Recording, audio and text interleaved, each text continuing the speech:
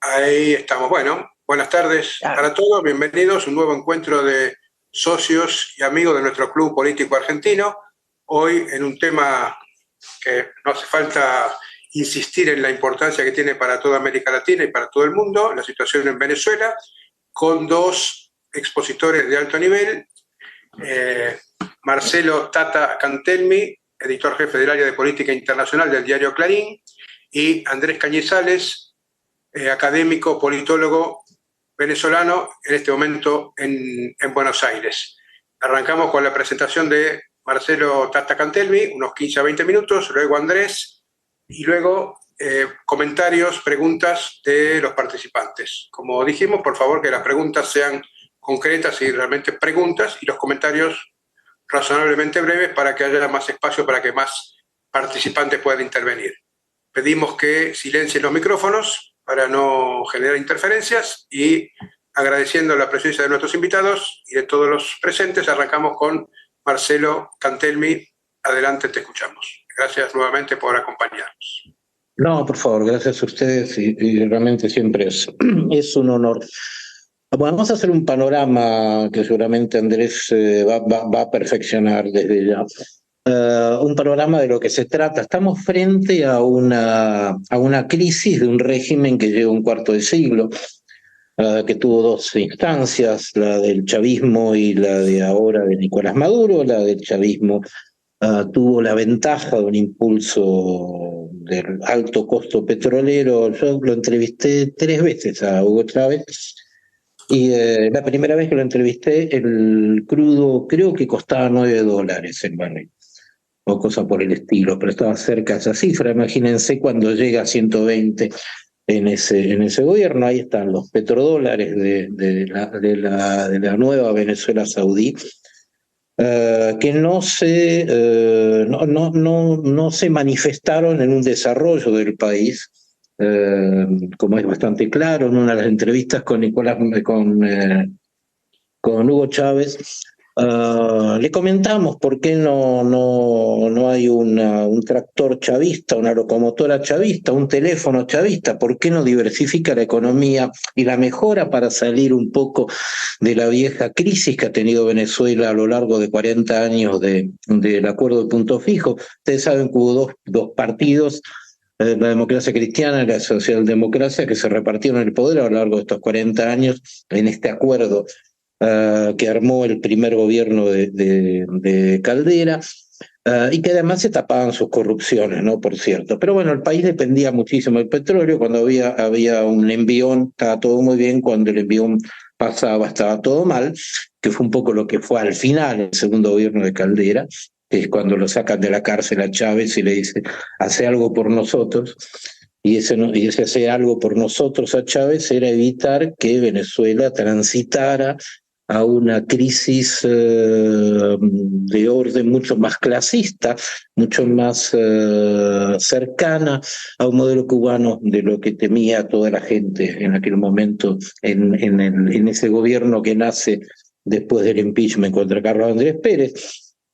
Y le planteamos a Chávez si no tenía la idea, la noción de que había que hacer algún cambio un poco más radical en el país. Y él dijo: no, el petróleo, solo el petróleo. No, me hacía acordar a una vieja crítica de García Márquez a Chávez por la falta de perspectiva.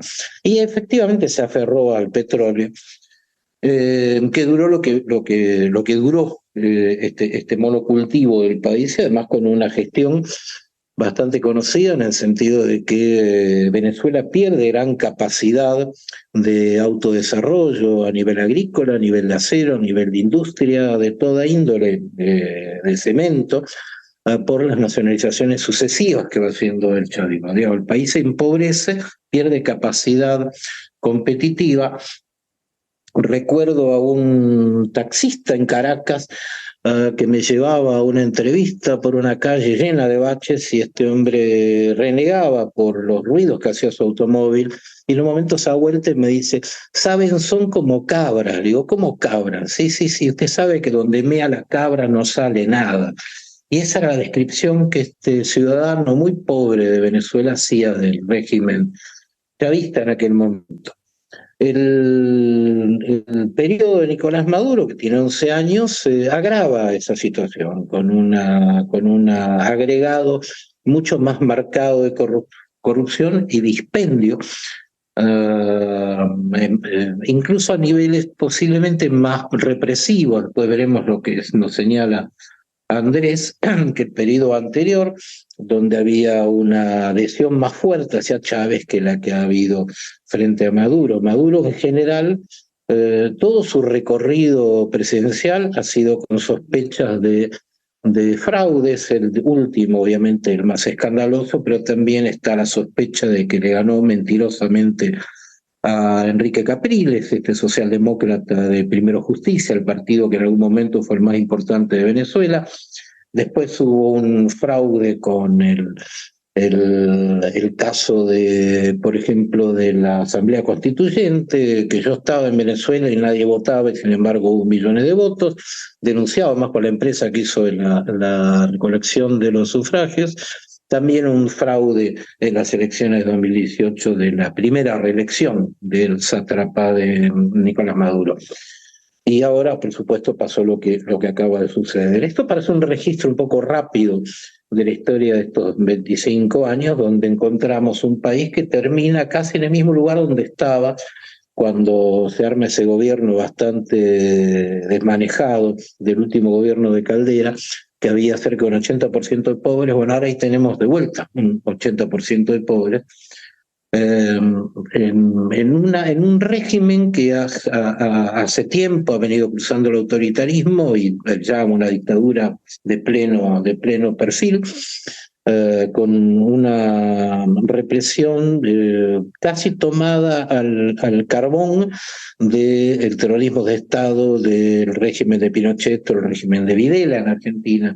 Como acaba de señalar aparte un diario norteamericano, The Washington Post, que compara el arresto de más de 120 chicos, adolescentes de 15 años, quizás menos edad, que son torturados, encarcelados, que son menos por este mes apenas desde las elecciones que los que secuestraron en las dos dictaduras que acabo de señalar a lo largo de muchísimo más tiempo. Va mucho más rápido el régimen cívico-militar venezolano en este tipo de represión, que es una represión que se arma con el propósito de inhibir las protestas de la población contra lo que ocurrió en las elecciones del 28 de julio, donde, según las actas que distribuyó la oposición, recordemos que la oposición en este caso, al revés de lo que fue el Movimiento de Unidad Democrática, que tuvo un éxito enorme en 2015 cuando gana el Parlamento, el 5 de diciembre de 2015, esta vez la oposición es un arco de 10 partidos que se concentran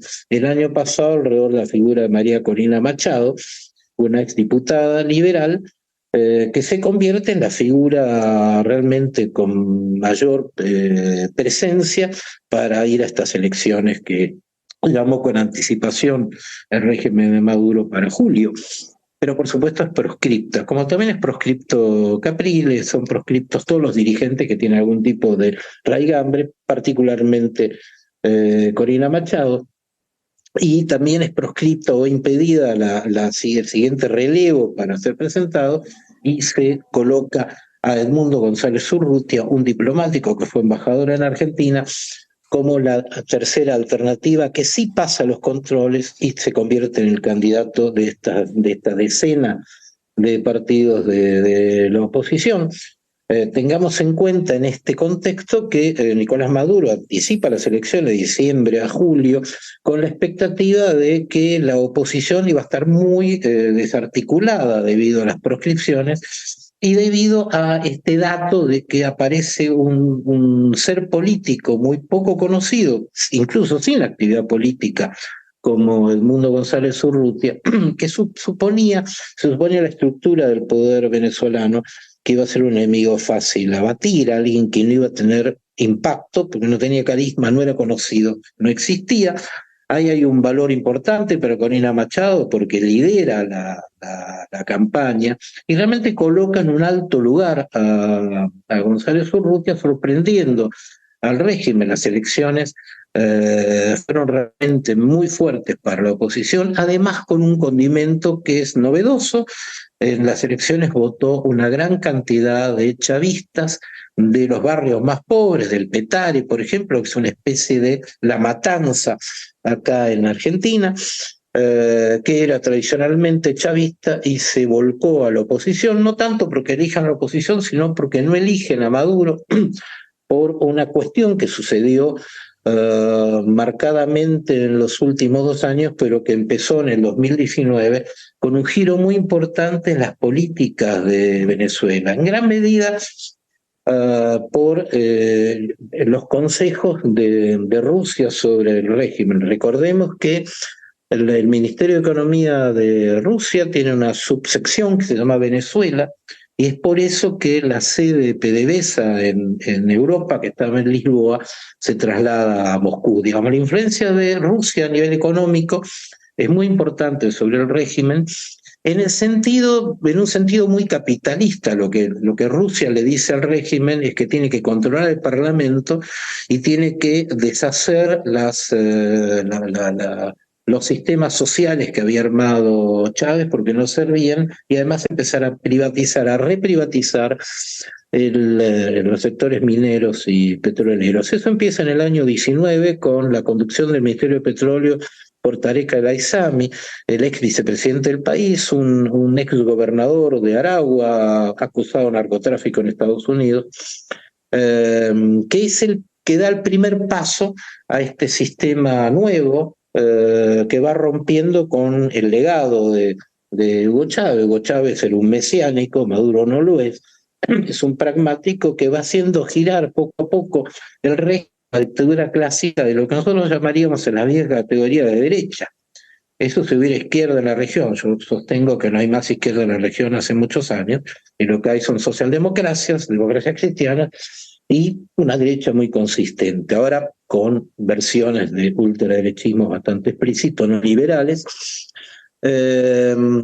Este giro a la derecha la va convirtiendo a la dictadura de Maduro en una especie de símil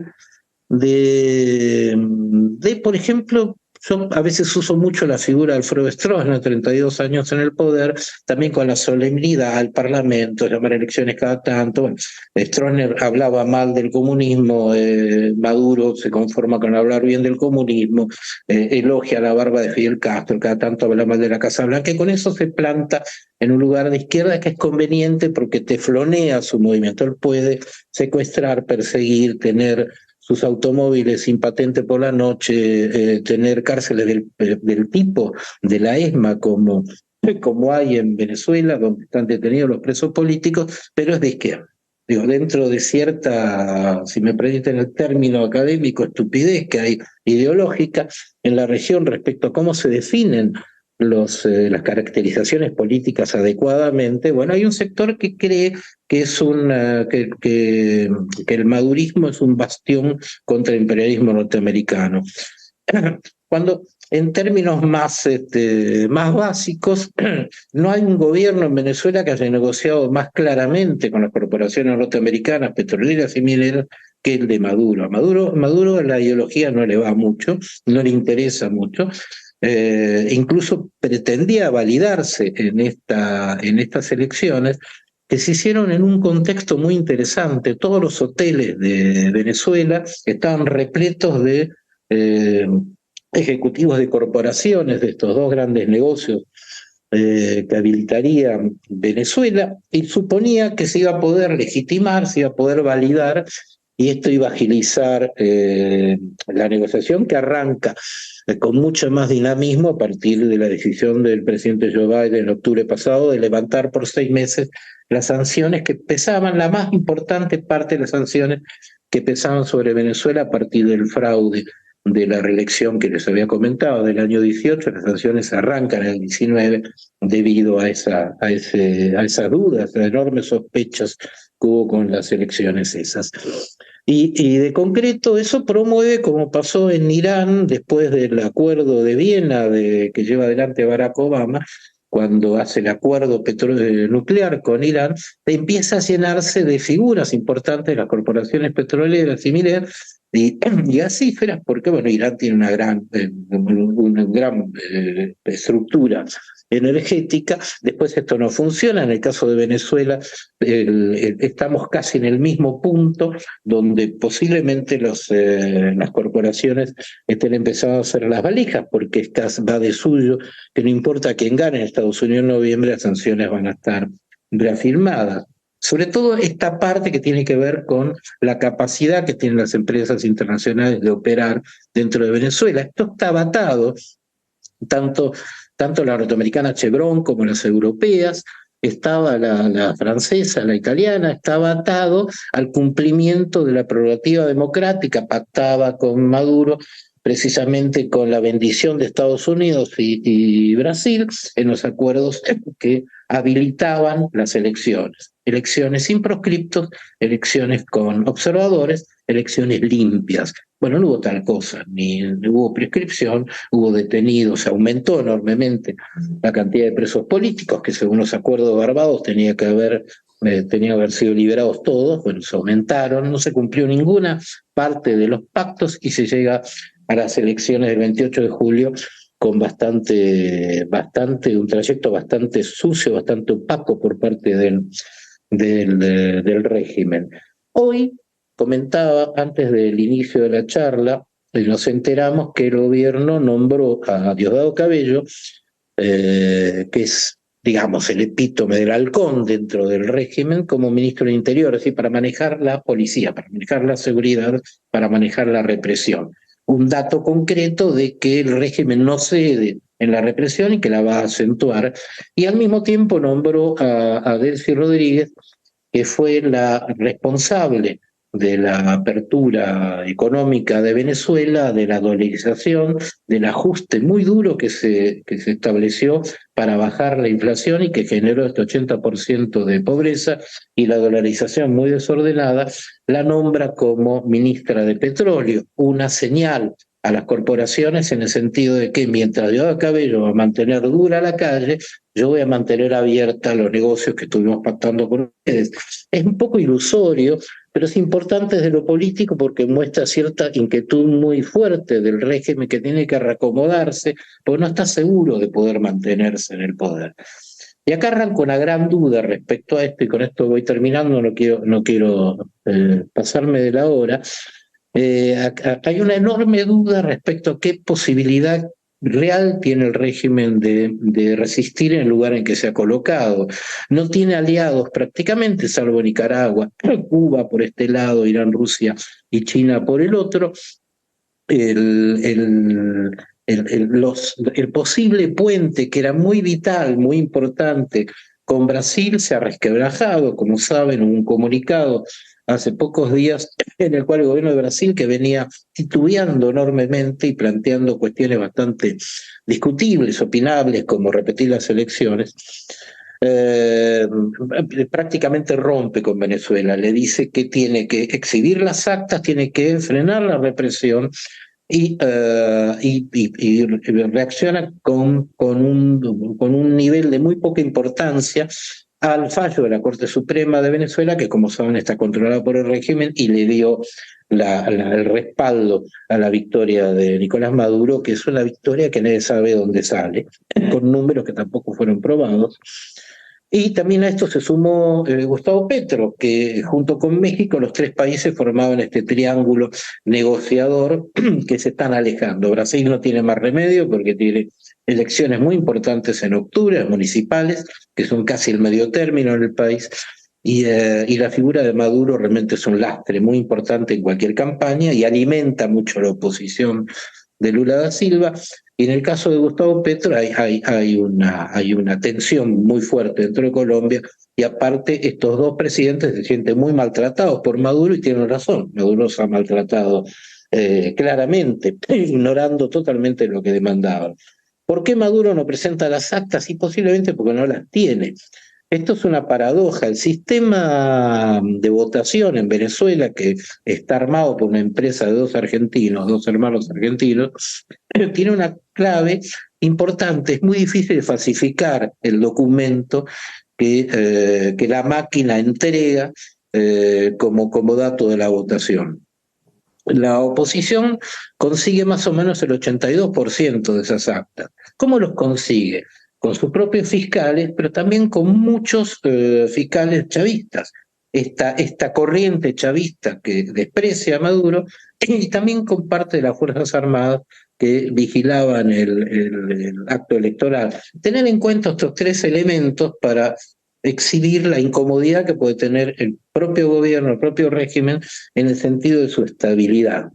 Yo he conversado mucho con diplomáticos en Brasil, que es el país más importante de Sudamérica, la segunda economía del hemisferio, nada menos, que tiene una frontera importantísima con Venezuela y que va a recibir, junto con Colombia, a los 2 millones, se supone, nuevos inmigrantes que van a sumarse a los 8 millones que ya están por todo el mundo. Pero lo que preocupa más a Brasil es el armado, la construcción ya muy clarita de una dictadura al estilo de los años 70 en Sudamérica, justo ahí, en su frontera, ahí adelante, algo que es bastante difícil de aceptar en este momento, incluso a nivel geopolítico. Es un problema muy serio porque es un país que está incendiado y no es muy claro, insisto, hacia dónde puede llegar a dirigirse una Venezuela en manos de esta dictadura que es muy endeble, realmente muy endeble. Es posible suponer, al revés de lo que mucha gente sostiene, muchos analistas sostienen en el sentido de que esto se define con los militares venezolanos. Yo creo que se va a definir con dos cuestiones, si se llega a ese punto. Los militares, al fin de cuentas, terminan siendo empleados obedientes de una estructura de poder y me da la impresión de que no tiene mucho sentido hacia adelante, y veremos si me equivoco, hacia adelante para esta gente sostener este proyecto. Me refiero a los comandantes, que son los que más dinero reciben, y a la burguesía, que hay un establishment en Venezuela todavía existente y con posibilidades, debe tener muy claro que esa apertura, esta recuperación de la rueda de la economía va a ser mucho más factible con un gobierno que tenga mucho más lubricados los contactos con el mundo que con una dictadura de las características que estamos señalando, muy, muy retrasada, y que además jugó a la justicia para poder sostenerse, de modo que no hay absolutamente ninguna juridicidad a ofrecer, y Venezuela no está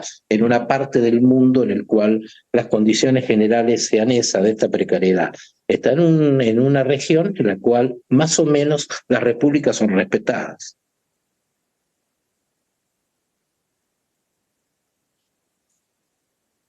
Bueno, Paro acá porque me dijiste que eran 11, 12 minutos y estaba mirando la hora. está bien, perfecto. Bueno, no, estaba viendo si era el final. Bueno, muchas gracias, Tata, Marcelo, por tu presentación. Pasamos ahora a escuchar a Andrés Cañizales. Andrés es politólogo,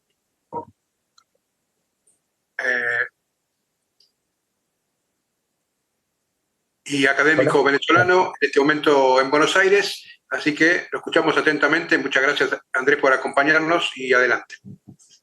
Bueno, muchísimas gracias por esta oportunidad. Pues creo que con el recorrido que hizo Tata, me sale difícil decirle Tata porque en general en Venezuela uno le dice Tata, digamos, a los abuelos, ¿no? A los abuelos. Soy abuelo, tengo 2 nietos. Así que... Sí, pero no eres mi abuelo, entonces decirte Tata me cuesta. Él se autotitula Tata, así que como ves ahí, así que está bien. Sí, Marcelo, exacto, Marcelo. Tata. No, digamos, creo que Marcelo tiene muy claro lo que ha venido ocurriendo en Venezuela y ha brindado, digamos, todo este recorrido. Yo, sin haberme puesto de acuerdo con él, tengo acá, voy a comentar algo o que son como, para mí, digamos, las reflexiones a un mes después de las elecciones. Mañana justamente se cumple un mes de las elecciones del 28 de julio y pues organicé como algunas ideas a partir de eso que se complementan muy bien con toda esta descripción detallada e informada que hizo Tata. Pues en este caso, pues yo soy venezolano, he vivido en Venezuela, salvo periodos muy cortos donde he estado fuera del país. Eh, y pues estando aquí en Buenos Aires me tomó esta situación. Eh, Creo que es importante detenerse o revisar algo que ya mencionaba Marcelo, en el sentido de que Venezuela, desde que el chavismo asumió el poder a finales del siglo XX y durante todo este siglo XXI, ha sido un país, digamos, atravesado por diversas conflictividades. Es decir, no recuerdo yo ya mi vida adulta momentos, digamos, de paz y tranquilidad política en Venezuela. Eso está como en el ADN, digamos, del chavismo, esa permanente conflictividad, esa permanente situación, digamos, de zozobra, junto con una cantidad de elementos que son traídos de la narrativa, de la cultura militar y que se incorporan a la dinámica política a partir de Chávez y Maduro le ha dado continuidad. Algo que es importante, es decir, Chávez viniendo del mundo militar y siendo por naturaleza, por definición, un militar, eh, fue menos dependiente de las Fuerzas Armadas que Maduro. O sea, Maduro es el gobierno de Maduro es un gobierno absolutamente dependiente del poder de las armas. Chávez tuvo otra cantidad de atributos, algunos discutibles, y obviamente en algunos momentos hubo algún nivel de represión, pero nada que ver con los niveles que hemos visto bajo el gobierno de Nicolás Maduro. Entonces, efectivamente, estamos en Venezuela con una historia que proviene o que ha estado muy presente en distintas facetas de mayores o menores niveles de conflictividad.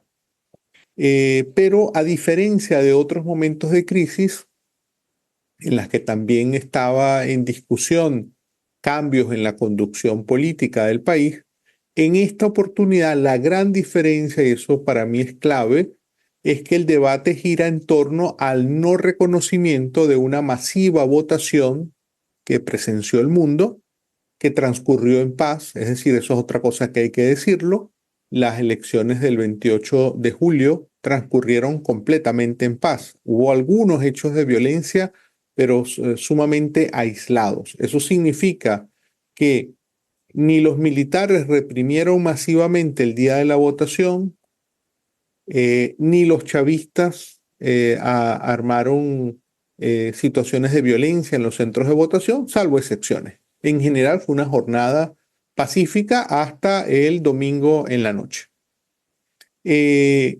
Esa connotación, esa característica de estar ante un hecho que además presenció el mundo de una masiva votación que transcurre en paz, le da una identidad distinta a este momento en comparación, por ejemplo, con el año 2002, donde hubo un intento fallido de golpe contra Chávez en aquella época, o unas jornadas de protestas muy fuertes que hubo en el 2014, que se conocieron como la salida, donde básicamente se le pedía a Maduro que renunciara.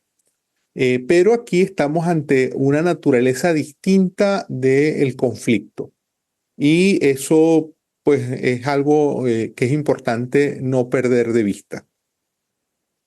Desde mi manera de ver las cosas, ya el gobierno que habíamos conocido de Maduro, un gobierno, digamos, civil o que pretendía ser civil, estaba en una etapa agónica y luego de las elecciones y de la decisión que se tomó de desconocer la voluntad popular, desde mi punto de vista se cerró ese ciclo y a partir del 28 de julio y particularmente el 29 se abre otra etapa en Venezuela de un gobierno netamente represivo y sin respaldo popular.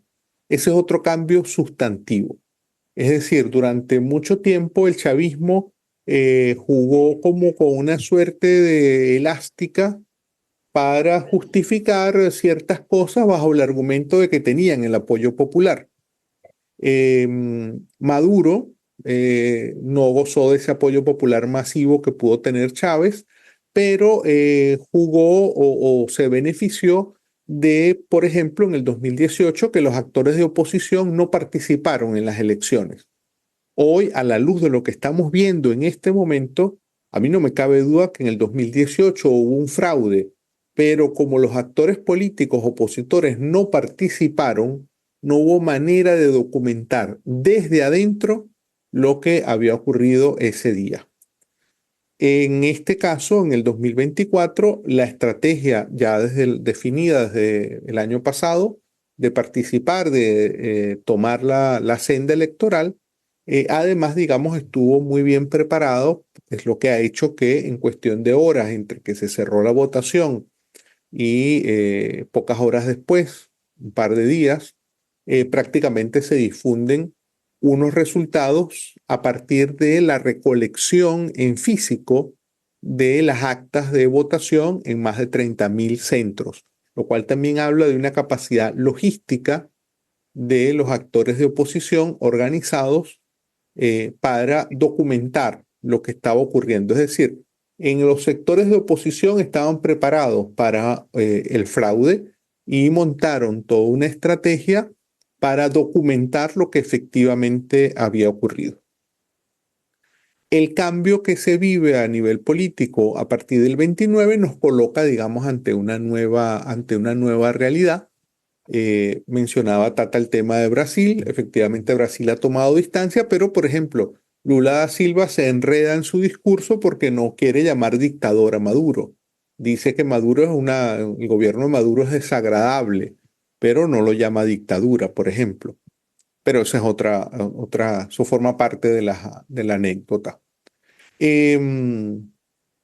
Algo que también está cambiando radicalmente la dinámica es que, así como mencionaba Tata, es decir, hubo voto de muchos sectores. Obviamente, el triunfo opositor fue masivo, no distinguió entre personas de grandes ciudades, pequeños pueblos, del mundo rural, no distinguió clases sociales. Y eso es probablemente lo que más enfureció al chavismo, que los pobres o bien votaran por la oposición o bien se abstuvieran, que ese es otro fenómeno del cual no se ha hablado tanto. Es decir, una manera que tuvieron algunos venezolanos que se habían identificado antes con Chávez de manifestar su rechazo a Maduro fue no acudiendo a votar.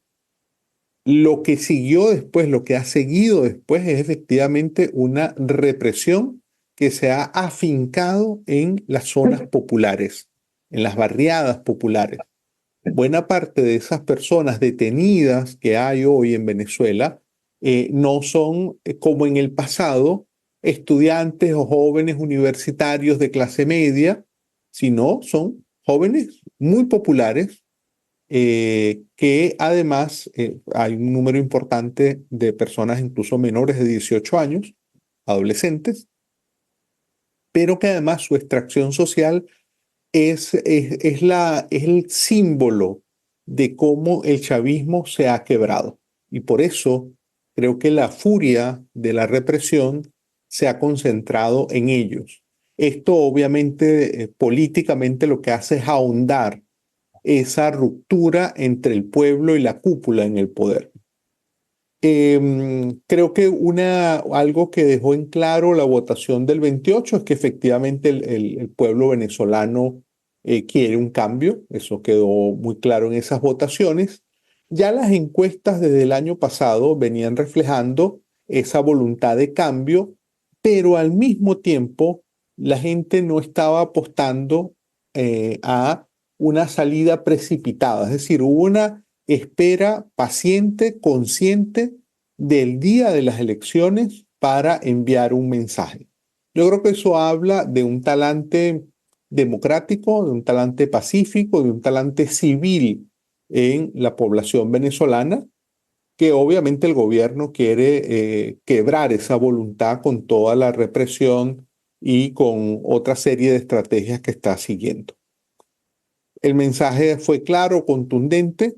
Las actas que recopiló el comando político de la oposición y a partir de las cuales es que podemos tener datos desagregados de lo que ocurrió, reflejan que una mayoría abrumadora votó por el señor Edmundo González. Como decía Tata, pues una persona prácticamente desconocida. Hace 4 meses en Venezuela nadie sabía quién era Edmundo González.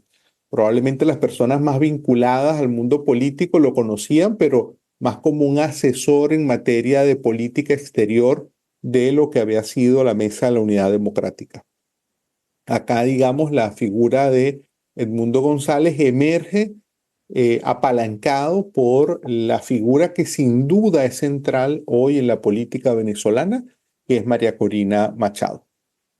Creo que otro tema que nos ha dejado estas semanas, después del 28 de julio, es constatar algo que ya lo hemos vivido en Venezuela en otros momentos de crisis, pero que aquí toma mayor relevancia, tiene que ver con la limitada influencia que tiene la comunidad internacional.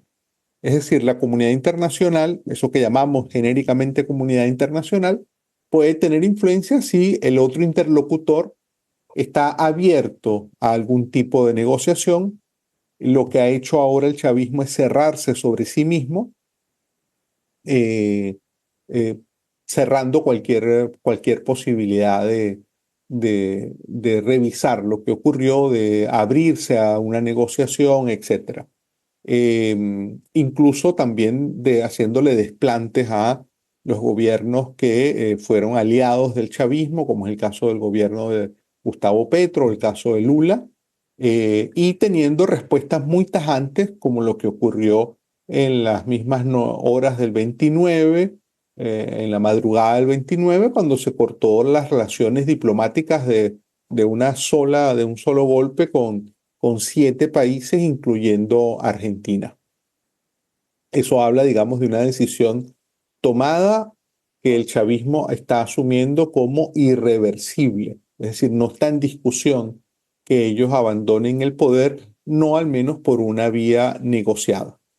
Estaba leyendo unas declaraciones anoche de Lula, que se reunió con unos líderes del Congreso, y él decía que todavía hay tiempo para que Maduro recapacite, pero es un decir, digamos, a lo que todas las señales que vienen y todas las decisiones que se están tomando apuntan a cerrarse esa cúpula que está en el poder, el regreso hoy de Diosdado Cabello al gobierno, y además pasando a ocupar el Ministerio del Interior y la vicepresidencia de seguridad, hablan, digamos, creo yo, de un escenario donde se va a mantener este clima de represión, que tuvo una primera fase masiva para amedrentar, para enviar un mensaje muy claro a la población de que aquel que saliera a protestar puede ir preso, y que ahora ha pasado a una fase más selectiva. Por ejemplo, el día de hoy, un escándalo tremendo, fue detenido el abogado de María Corina Machado, una persona que conocemos, Perkin Rocha, un reconocido jurista, fue detenido hoy por la seguridad del Estado en Venezuela. Entonces se pasa a una estrategia de tratar de quebrar a ese comando opositor con este tipo, digamos, de detenciones. Yo no veo un escenario inmediato de que se vaya a detener a María Corina Machado, pareciera que no, pero sí, digamos, romper todo su círculo más cercano con este tipo de detenciones. Volviendo a la capacidad limitada que observo en la comunidad internacional, ya en Venezuela hemos tenido varios procesos de diálogos, negociaciones, en algún momento hasta el Vaticano estuvo involucrado, y sencillamente el gobierno entiende las negociaciones, las mesas de diálogo como un espacio para ganar tiempo. No cumple con lo que se compromete. El chavismo, digamos, no se está paseando por el escenario de dejar el poder.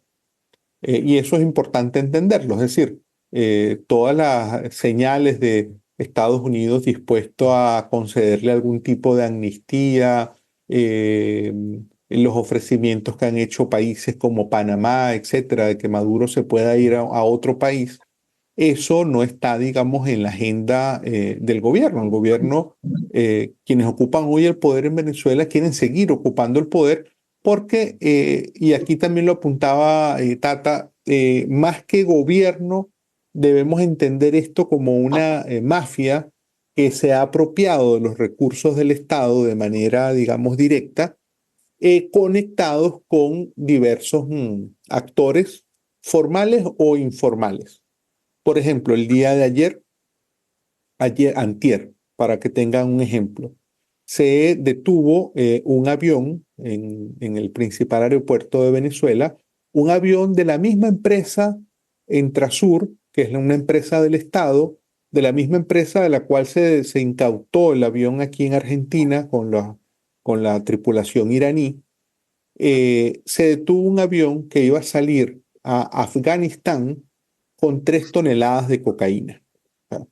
Entonces allí también está operando, digamos, unas mafias relacionadas tanto con el narcotráfico, con la extracción de minerales, que también está ocurriendo con la vista gorda del Estado, más las operaciones habituales del petróleo, que han sido históricamente el motor. Entonces, ese grupo enquistado en el poder, creo yo, no tiene ningún aliciente lo suficientemente poderoso para dejar el poder. Es una cosa distinta a lo que se pueda vivir en escalones más abajo de ese poder. Eso también lo asomaba Tata, y es algo que lo vemos ahora como un signo de interrogación. Pero yo no visualizo que en Venezuela pueda haber una salida negociada promovida por la comunidad internacional. No creo que ni Lula tenga, digamos, una capacidad hoy de influencia en esas decisiones, y el que justamente en una reunión convocada por Maduro, el dictador de Nicaragua haya insultado de manera tan abierta a Lula da Silva, creo que habla, digamos, de un escenario internacional distinto, donde estos grupos dictatoriales de Nicaragua, Cuba y Venezuela están, digamos, marcando distancia de lo que podrían ser las izquierdas democráticas. También, digamos, tenemos un factor en el campo internacional que tiene que ver con el peso que pueda tener Estados Unidos en este momento. Un jugador, digamos, y en el caso venezolano, histórico de mucho peso por el tema petrolero, pero en el momento actual, con un gobierno de salida y además un presidente prácticamente debilitado, no es precisamente Venezuela, creo yo, un foco de las prioridades en política exterior. Habrá que ver también qué ocurre luego de las elecciones de noviembre. Otra cosa que nos va quedando claro, y también lo mencionaba Tata, tiene que ver con el tema represivo. Yo personalmente me incluía entre aquellos que mirábamos y veíamos improbable una represión masiva y a gran escala en Venezuela. ¿Por qué? Porque en este momento hay un proceso de investigación abierta en la Corte Penal Internacional por crímenes de lesa humanidad, precisamente por la represión masiva que hubo en los años 2014 y 2017. Uno podría pensar, con la lógica con la que uno ve la vida, que, bueno, si ya tengo esa investigación abierta en marcha ante la Corte Penal, no voy a jugar otra vez a brindar nuevos casos que me impliquen ser llevado ante la justicia internacional. Pero aquí el chavismo juega, digamos, creo yo, con una lógica de los tiempos. En el chavismo figuran personas que provienen del campo de la defensa de los derechos humanos. Es decir, el quien hoy dicta las órdenes de detención en Venezuela, el fiscal, fue un abogado defensor de derechos humanos en el pasado. El defensor del pueblo, que a quien conozco extensamente, fundó una de las principales organizaciones de derechos humanos y hoy es una figura que se hace no solo de la vista gorda, sino que aplaude todo lo que hace el Estado. Entonces, allí, digamos, creo yo que en ese grupo en el poder han entendido que el escenario de ser llevados ante la justicia internacional es un proceso largo y por tanto, de nuevo, volvemos al esquema de se gana tiempo y después ya veremos cómo se responde. Entonces, teniendo esa investigación en marcha, teniendo además activa una misión de verificación de los hechos nombrada por el Consejo de Derechos Humanos de la ONU, que ha producido unos voluminosos informes detallados con nombres de responsables de las violaciones, con mucho detalle de lo que ha ocurrido en materia de estos crímenes de lesa humanidad en Venezuela. Aún teniendo esa documentación y habiéndose generado esto, el gobierno lanza lo que es la peor represión en la historia, por lo menos en los últimos 60 años en Venezuela. Es decir, hoy en Venezuela hay 1.674 presos políticos. Esta es la cifra que se manejaba hasta ayer 26 por una organización llamada el Foro Penal. Es la cifra más alta desde el año 58. Antes del 58 estaba la dictadura de Pérez Jiménez y hay otra lectura, pero desde el año 58 en Venezuela no había un número tan alto de presos políticos. Para ponerles un ejemplo, en los últimos años del gobierno de Nicolás Maduro, el promedio de presos políticos ha estado en torno a los 300. Hoy tenemos 1.674, de los cuales 109 son adolescentes, como ya habíamos comentado. Ese costo de reprimir masivamente creo que ya se asumió y paradójicamente ordenar una represión de esta naturaleza ha terminado siendo para el chavismo, aparentemente un costo menor que entregar el poder. Es decir, para ellos tiene un costo mayor entregar el poder que hacer una represión masiva. Esas son las lógicas que hoy predominan en el país y que sencillamente nos hacen preguntarnos a muchos, como también lo decía Tata, preguntarnos sobre si esto puede ser viable en el largo plazo. Lo otro, y ya con esto voy a ir cerrando, tiene que ver con el cambio que estamos viviendo en Venezuela. Hasta el 28 de julio, el gobierno jugó a mantener una suerte de institucionalidad precaria, limitada, pero le jugaba esa carta. Entonces, por ejemplo, en la composición del Consejo Nacional Electoral, históricamente, desde que el chavismo está en el poder, hubo una presencia de figuras de la oposición para jugar, digamos, una suerte de contrapeso. Era un organismo políticamente inclinado, con presencia de factores de oposición, pero técnicamente solvente. A pesar, digamos, del manejo político, el corazón técnico del proceso estaba no intervenido. Lo que ocurrió el 28 de julio, según los distintos testimonios, ha salido ahora uno más reciente del rector Juan Carlos del Pino, que es el rector principal del Consejo Electoral y quien tuvo que huir de Venezuela. Ese rector ha ratificado que hubo un momento en el cual se decidió paralizar la contabilidad, el conteo de las actas por muchísimas horas, y luego el presidente del Consejo Electoral salió con un resultado que no estaba relacionado con lo que se estaba transmitiendo por el sistema automatizado.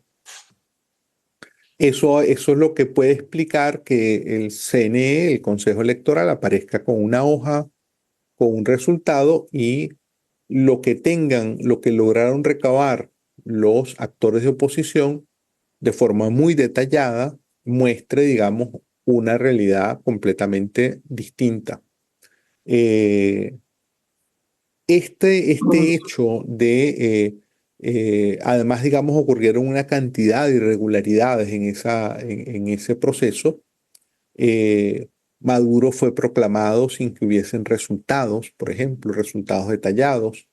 Luego, digamos, acudir al Tribunal Supremo para que esos magistrados afines al régimen validaran el proceso. Todo eso ha terminado de dinamitar, creo yo, a esas instituciones, tanto electoral particularmente, lo cual, digamos, va a generar también un desafío en Venezuela en el futuro cuando se tengan que organizar otras elecciones. Maduro estaba hablando ya el día de ayer de hacer elecciones el año que viene para elegir alcaldes, gobernadores, la Asamblea Nacional. Obviamente la oposición no va a participar en esas elecciones y creo que la población mayoritariamente tampoco. Entonces, al dinamitar esa institución electoral, también estás dinamitando cualquier posibilidad de una salida política o de un recambio o incluso de un regreso del propio chavismo al poder.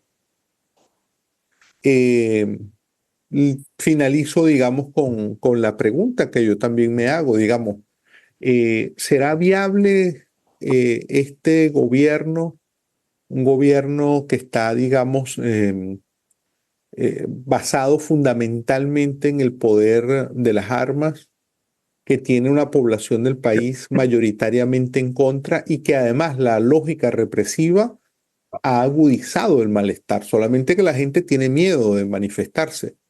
Pero todo lo que ha ocurrido en Venezuela, desde el desconocimiento de la voluntad popular hasta la represión, la persecución, la promoción de la delación entre la gente en las comunidades populares, todo eso lo que ha incentivado es el rechazo hacia el gobierno. Incluso han sido despedidos empleados públicos por haber colocado mensajes en sus estados de WhatsApp o haber compartido noticias que podrían interpretarse como favorables a la oposición. También han despedido una cantidad importante de empleados públicos. Todo eso, a mi modo de ver, lo que hace es acentuar ese aislamiento del gobierno y en particular de esa cúpula que está en el poder. Me pregunto si eso será viable mantenerlo este periodo presidencial, que en teoría debería arrancar el 10 de enero del año 25 y mantenerse hasta el año 2031. Muchas gracias. Bien, muchas gracias, Andrés. Muy sustancioso y triste panorama. Hay varios anotados para hacer preguntas. El primero es Marcos Novaro, que escribió su comentario, pero privadamente quedamos en que lo iba a hacer verbalmente para que también la escuchen todos, a Marcelo Cantelmi. Así que adelante, Marcos, si estás por ahí. Luego está Tito Palermo. Luego hay otra de Marcos Novaro. Adelante, Marcos. ¿Qué tal? Bueno, gracias, Horacio. Sí, yo pensé que íbamos a hacerlo por escrito, perdón. No, a Marcelo le quisiera preguntar por qué esta comparación con las dictaduras del Cono Sur, las dictaduras militares. Me parece que las diferencias son enormes y las similitudes, en cambio, con la dictadura castrista son demasiado evidentes, digamos, ¿no? Las dictaduras del Cono Sur fueron dictaduras transitorias. Ninguna logró ni una doctrina para volverse permanente. En verdad, la de Argentina ni siquiera la buscó esa doctrina. La de Chile, bueno, es más discutible, pero tampoco la elaboró, digamos.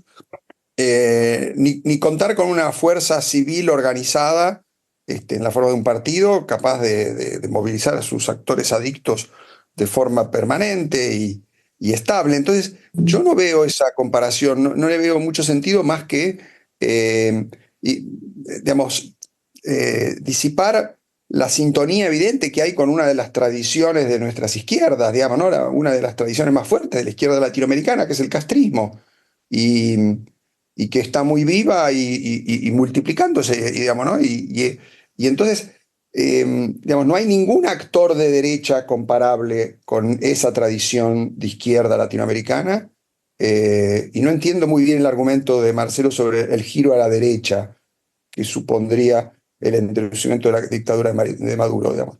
Y le iba a preguntar también a Andrés si no le parece que la represión simplemente no es más masiva porque el régimen tiene el tiempo de su lado, digamos, ¿no?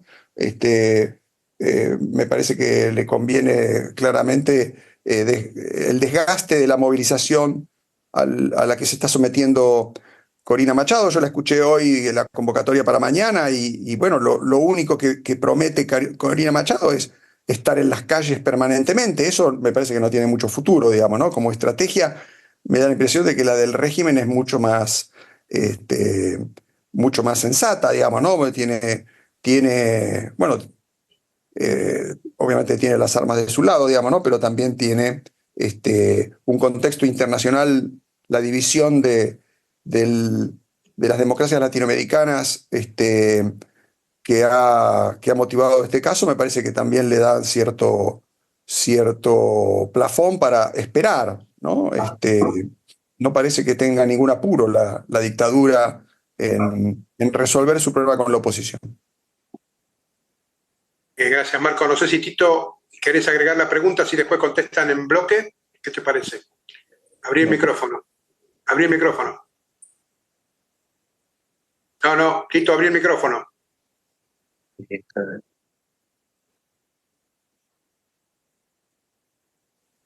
Ahí está, ¿no? Sí.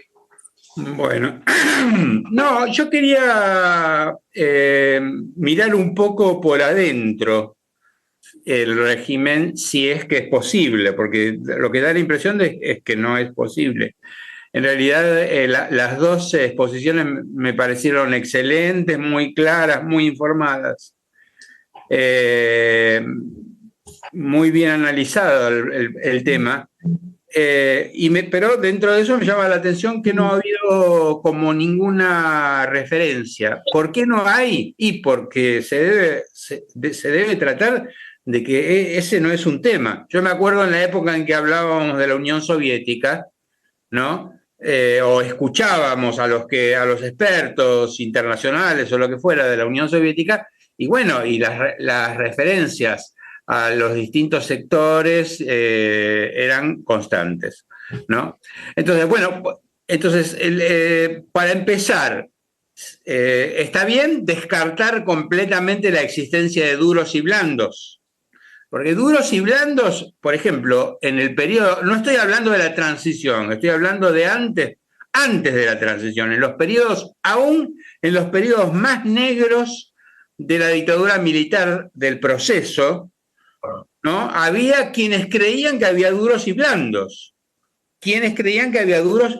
Entonces, aquí no aparece ni siquiera como mención. Yo me acuerdo, yo vivía aquí y había gente que hablaba de los duros y de los blandos. No, sí, bueno, eso no aparece ni como mención acá, ¿no? Entonces, no existen. Bueno. Es una pregunta. Y la otra que es complementaria es, bueno, perfecto, aún en el caso de que no haya una tenue diferenciación horizontal entre duros y blandos, ¿qué pasa abajo? ¿Cómo es verticalmente el régimen? Porque, digamos, yo cuando escuché de que los Estados Unidos estaban ofreciéndole el indulto definitivo a Maduro, me reí porque pensé, no lo van a dejar salir, lo van a matar. Yo me imagino, bueno, me voy y ¿a cuántos puedo llevar? Y no sé, a 150. Bueno, hacía, digamos, traiga 150, más no. Bueno, macanudo, este hace una lista y se van. ¿No? O sea, y los otros se quedan. ¿Para qué? Se quedan para morir. ¿Para qué? Entonces, es medio complicado ese asunto, ¿no? Entonces, yo lo que quisiera saber es si hay algo abajo de inquietud. O contrario, los que están abajo están tan, por un lado agarrados y por el otro lado comprometidos y cómplices, es decir, en una red, en una cadena tan sólida, que son los que pueden llegar a limitar cualquier posibilidad, ¿no? Cualquier posibilidad. Ellos cierran más todavía abajo y lo miran a Maduro hasta Estoy planteando hipótesis nada más, ¿no? Lo pueden estar mirando de abajo para arriba con desconfianza, inclusive. A ver, ¿qué decís? ¿Qué jugada hiciste? ¿Lo pusiste a Diosdado ahí? ¿Para qué? No sé. Y cerrando ya. Yo creo que ustedes saben también como yo de que estos regímenes, digamos, es muy difícil, si son así, es muy difícil que cambien por dentro. Por ejemplo, el régimen de Corea del Norte puede ser eterno. Ahora, o hay una guerra, se desata una intervención, es decir, un colapso a partir de la intervención armada, lo que fuera. Pero si no, puede ser eterno. Entonces, la pregunta es, para los dos, ¿qué idea, digamos, aunque sea remota, qué idea, qué hipótesis, por tibia que sea, por difusa que sea, imprecisa, tienen acerca de cómo podría fracturarse, por dónde se podría abrir una fisura, una grieta en la dictadura venezolana? Listo, gracias. Gracias Tito, gracias Marcos. Entonces responden en el orden que quiera. Adelante Tata, luego Andrés. Dale, cómo no. A las dos, la de Marco y la de Tito. Gracias. A ver, lo de Marco es muy amplio. A ver, yo planteo la comparación dentro del esquema. El régimen cívico-militar venezolano, que eso es un régimen cívico-militar, copia estructuras de represión y de persecución extremadamente similares a la dictadura de Sudamérica de los 70. Y yo diría que incluso ese modelo es muy similar al que aplicó Alfredo Stroessner durante sus 34 años de régimen en Paraguay, en todo sentido. Yo no creo mucho más en las categorías de izquierda o derecha, Marcos. Yo creo que, lo dije antes, creo que no hay izquierda en América Latina hace mucho tiempo. Lo que hay es posiblemente una visión muy derecha que hace que un socialdemócrata aparezca como de izquierda. Digo, que se crea que Lula da Silva es un hombre de izquierda, cuando uno ve el gobierno que tiene y cómo lo maneja Fernando Andara, la economía, y uno discute bastante esa categoría. Y los regímenes que se autoperciben de izquierda, para usar la palabra esta que está bastante de moda ahora, y lo hacen dentro de un cuerpo represivo y reaccionario, como el caso de Nicaragua o el caso de Cuba, han dejado hace mucho tiempo la simbología de izquierda. Un dato muy importante, tanto en Nicaragua, en Cuba como en Venezuela se dolarizó la economía.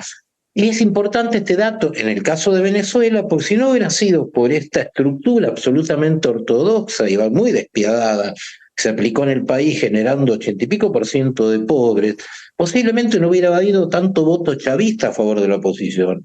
Hoy día no está dividida Venezuela. Venezuela tiene cerca de un 80%, si uno calcula que se hubiera permitido votar a los 5 millones que podían votar de los 8 millones que están en el exterior, más o menos hubiera sido casi un 80% el voto a favor de la oposición. Digamos, el régimen es una minoría, y es una minoría que hace que es de izquierda, pero como, digamos, la estructura internacional ya no calza con eso, no hay más eso.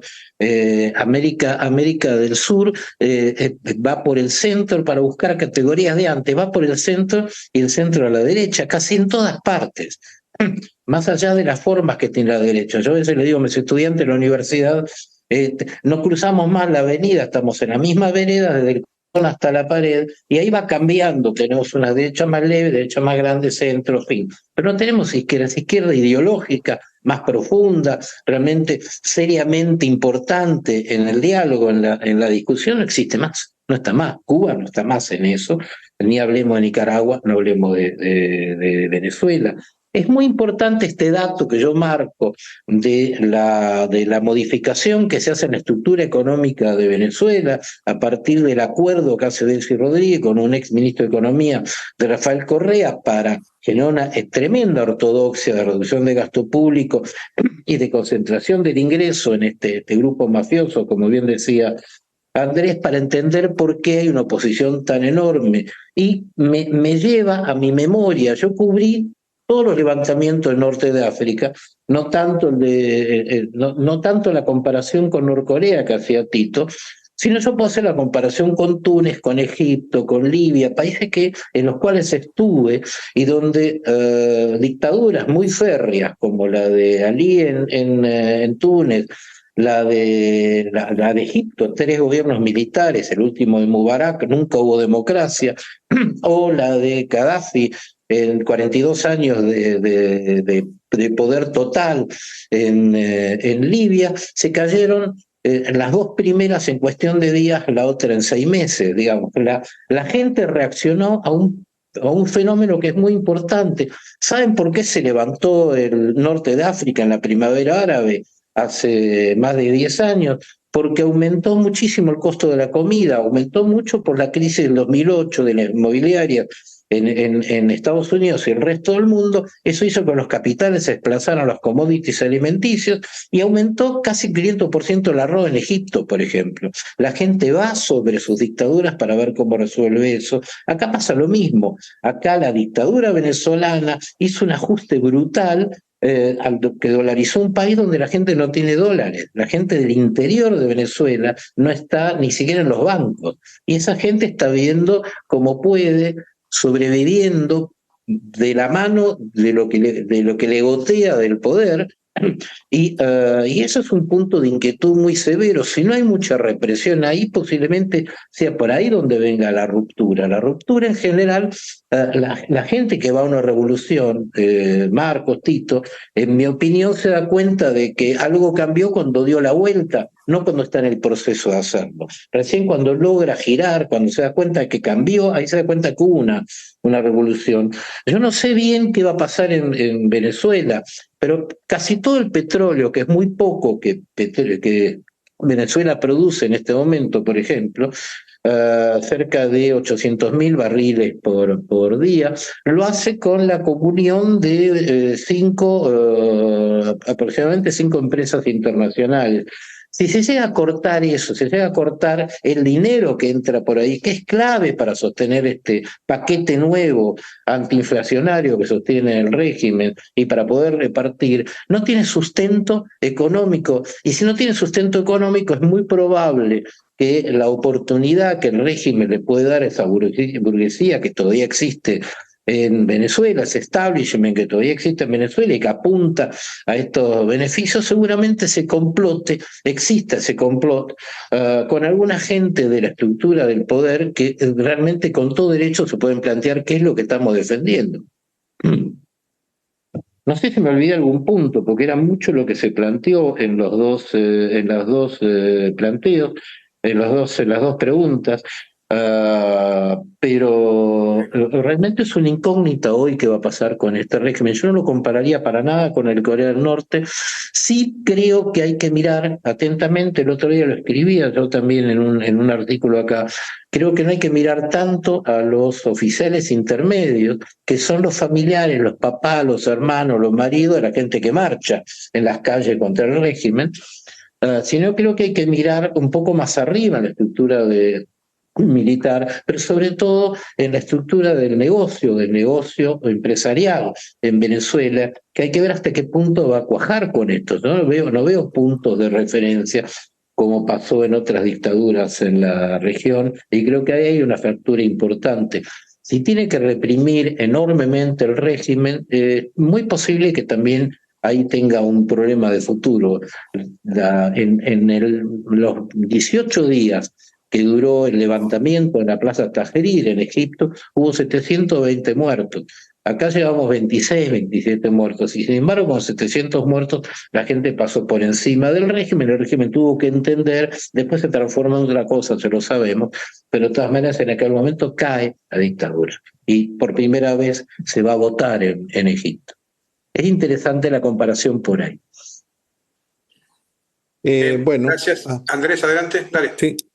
En relación con lo que planteaba Novaro, pues efectivamente aquí estamos en la tensión entre qué puede hacer un grupo o que es una mayoría, pero que no tiene las armas que está, digamos, duramente reprimido y que lo que hace es llamar a mantenerse en la calle protestando, más allá de las gestiones diplomáticas que están haciendo, y al mismo tiempo, pues la política represiva que se sigue manteniendo, porque efectivamente es apagar esa llama de protesta, bien sea por la represión directa o por el tema de cómo la represión se reinterpreta simbólicamente y cómo la gente puede tener miedo de salir a protestar si teme que las protestas van a ser reprimidas.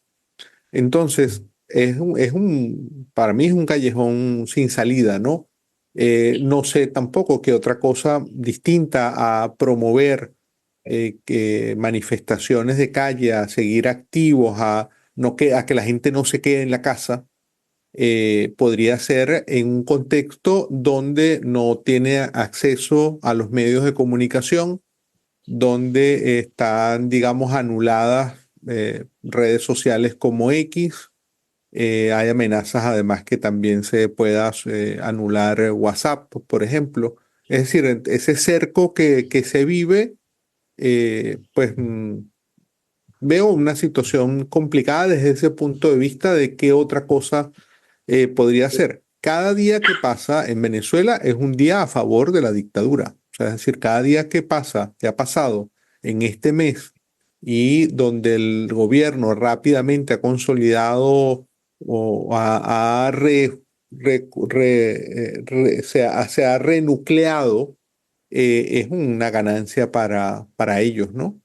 Em, y en relación con lo que plantea Tito, efectivamente, pues está el tema de los duros y blandos. Es un tema que no lo comentamos acá, pues había poco tiempo, pero hay como señales. Por ejemplo, este año fue detenido, bueno, fue detenido el año pasado, pero totalmente aislado, eh, una figura importante que era Tarek El Aissami, vicepresidente, ministro del petróleo, etcétera, interlocutor con Rusia, con Irán, etcétera. Esa persona eh, estuvo en diversas conversaciones con actores de oposición. Fue encarcelado ya desde el año pasado. Este año fue que se mostraron en medio de la campaña, cuando se estaba preparando la campaña, se mostró todo lo que venía realizando este señor, además de enriquecerse. Allí, digamos, eh, es como, creo yo, enviar un mensaje el que busque tender puentes con la oposición, mire dónde puede terminar, por más poder que tenga, ¿no?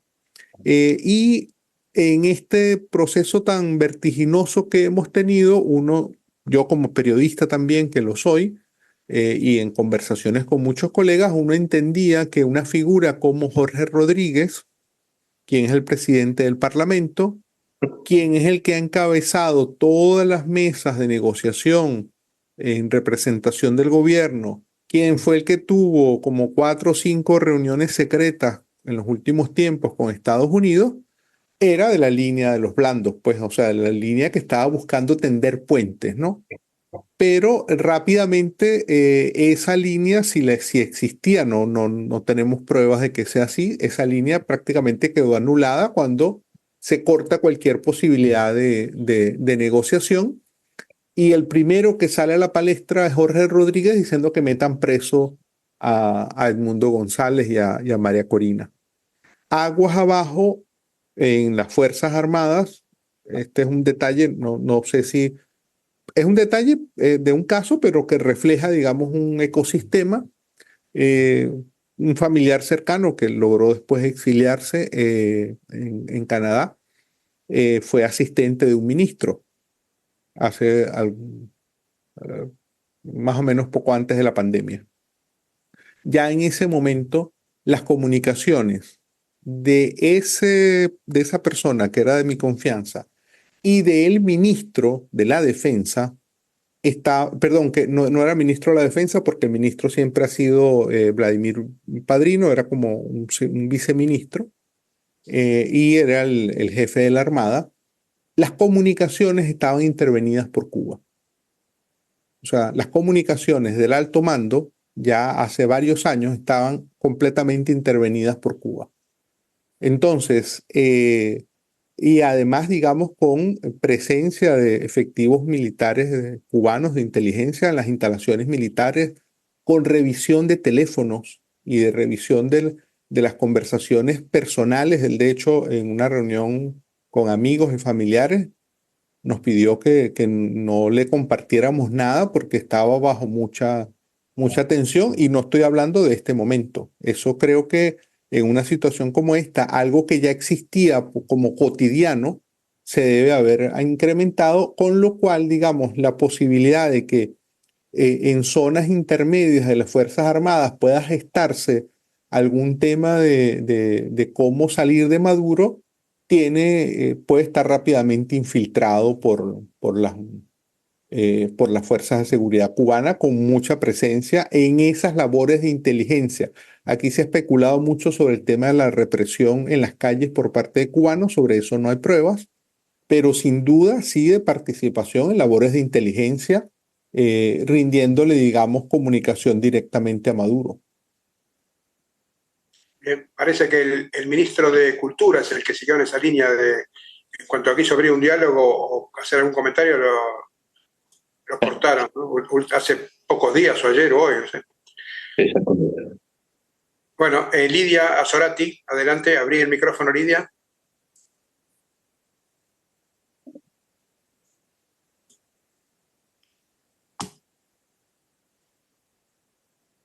No.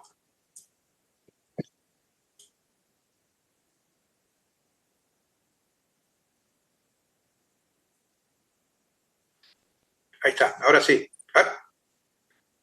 Ahora lo cerraste otra vez, abrí otra vez.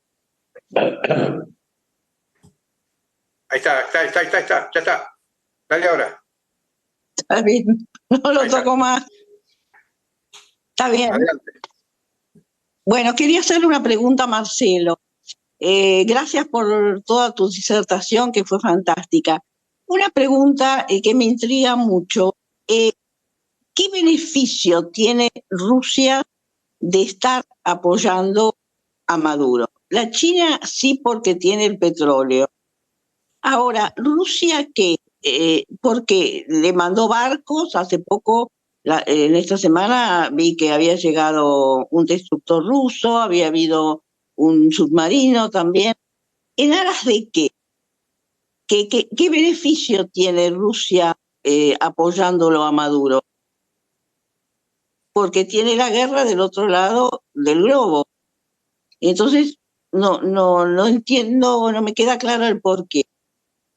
Y ahora pregunto otra cosa que me tiene también muy angustiada. ¿Qué pasa?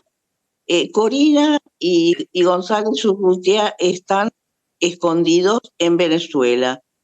Si los llevan a encontrar y los meten presos, no salen más, no los vemos más.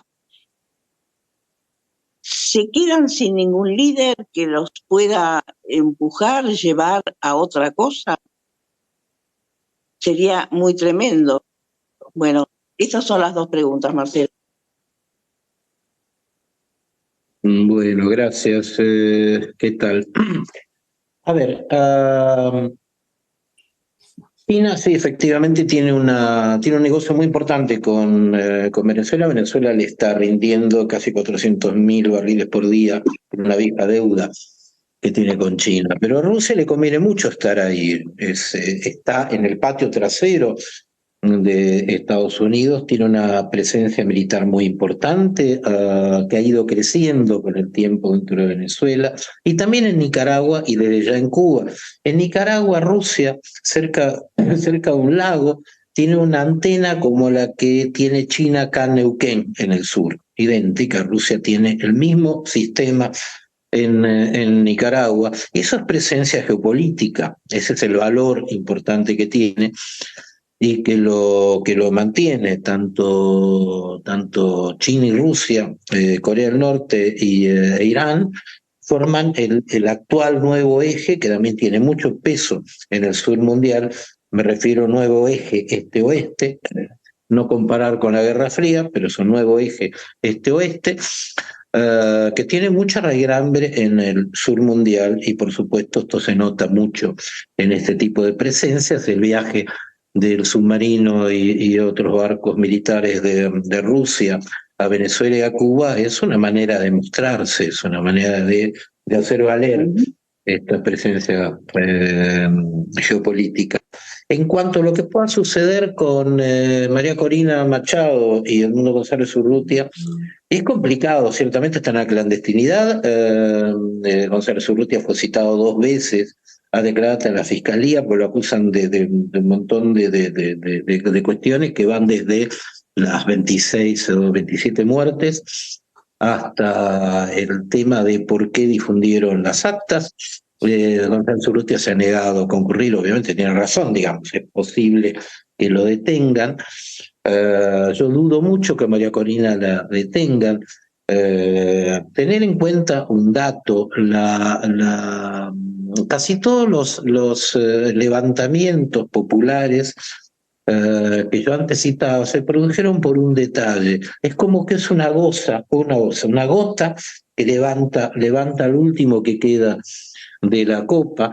En el caso de Egipto, donde había una represión furiosa, había del mismo modo que en Venezuela un terrorismo de Estado con grupos de tarea al estilo de Macera, cometiendo las tropelías que sabemos.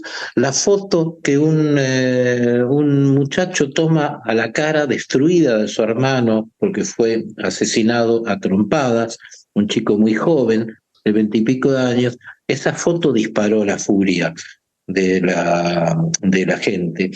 En Túnez fue el maltrato de una mujer policía a un chico que llevaba un carrito de fruta, y este chico, muerto de hambre, se lanza desesperado una lata de pintura y enciende fuego y muere carbonizado lentamente. Y eso genera un suceso extraordinario ahí. Yo creo que arrestar a María Corina Machado y a Edmundo González Urrutia en este momento tendría ese efecto. Creo que producirían una agudización. Porque hay un punto, insisto, donde más allá de la represión, del horror, de lo que producen estos regímenes inhumanos, hay un punto en donde la gente cruza esa barrera, cruza esa línea y genera un cambio en la historia. Y en cuanto a lo que decía Andrés, muy interesante esta puntualización sobre la presencia de Cuba en Venezuela. Recordemos que Hugo Chávez le entregaba 100.000 barriles de petróleo por día a Cuba para su sustento y para su comercio, pero también para evitar que haya una apertura en Cuba. Si algo que detestaba Hugo Chávez era que ganara la versión pro capitalista asiático que le encantaba a Raúl Castro, el hermano menor de Fidel, que era un enamorado del modelo vietnamita, que es una especie de China en pequeño.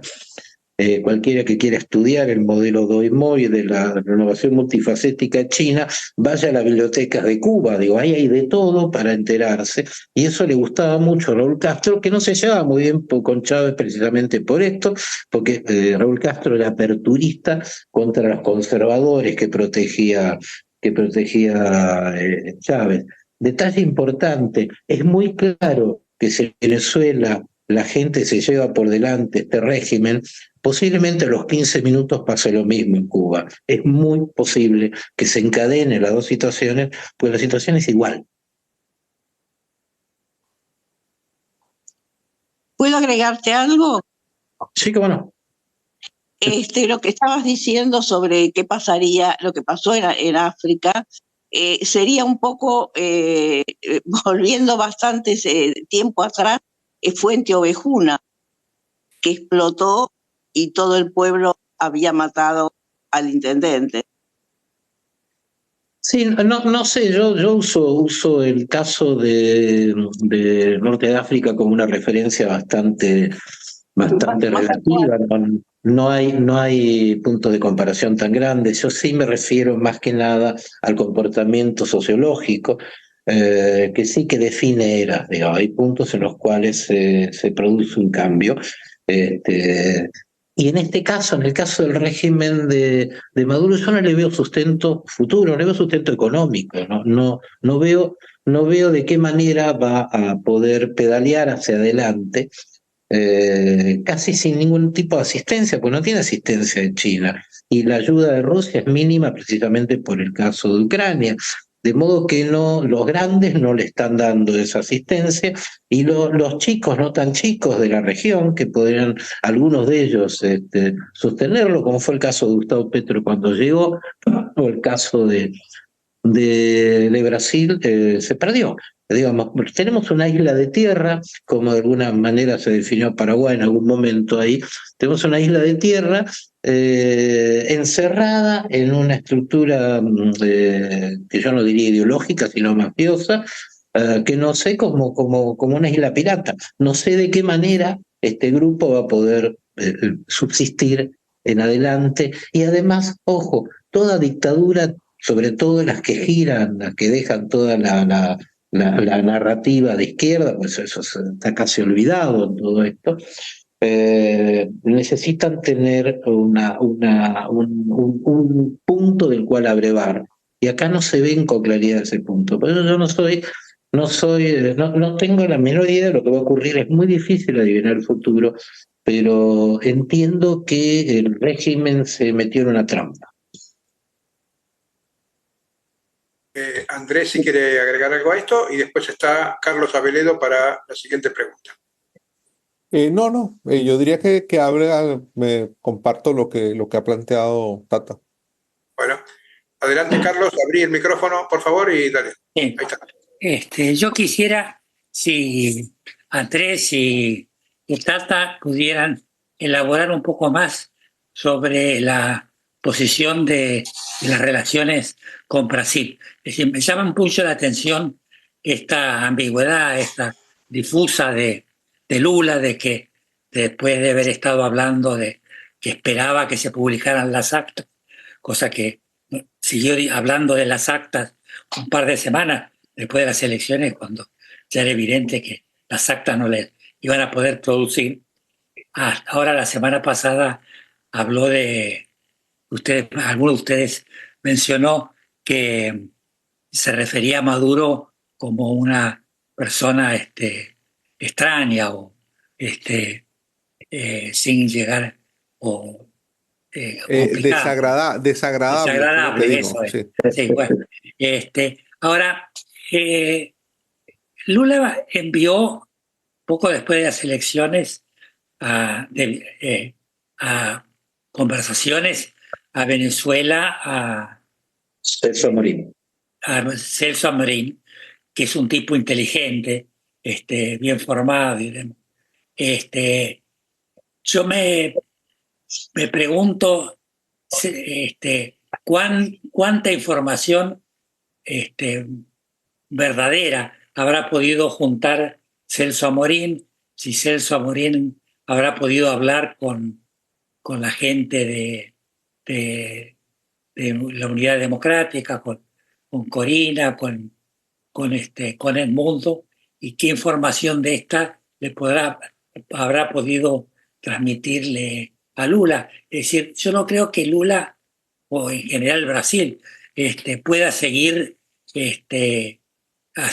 con esta figura difusa de qué es lo que pasa en Venezuela, cuando, como señalaba Tata, tienen una frontera amplia y van a tener un problema de misma migración fuerte a medida que se ponga más duro el régimen de Venezuela. Entonces, quería un poco saber que si pueden saber algo más sobre la relación o en los puntos de vista, o qué información maneja Lula, si hay algún punto de contacto, etcétera. Gracias. Yo voy a hacer un comentario breve para darle la palabra a Andrés, pero la política exterior de Lula da Silva atrasa, tiene un gran problema que se llama Celso Amorín. Celso Amorín tiene una visión bastante antigua de la geopolítica regional e internacional. Recordemos que que avalaron en boca de Lula, pero en pensamiento de Amorim, la idea de que la guerra de Ucrania fue culpa de Ucrania.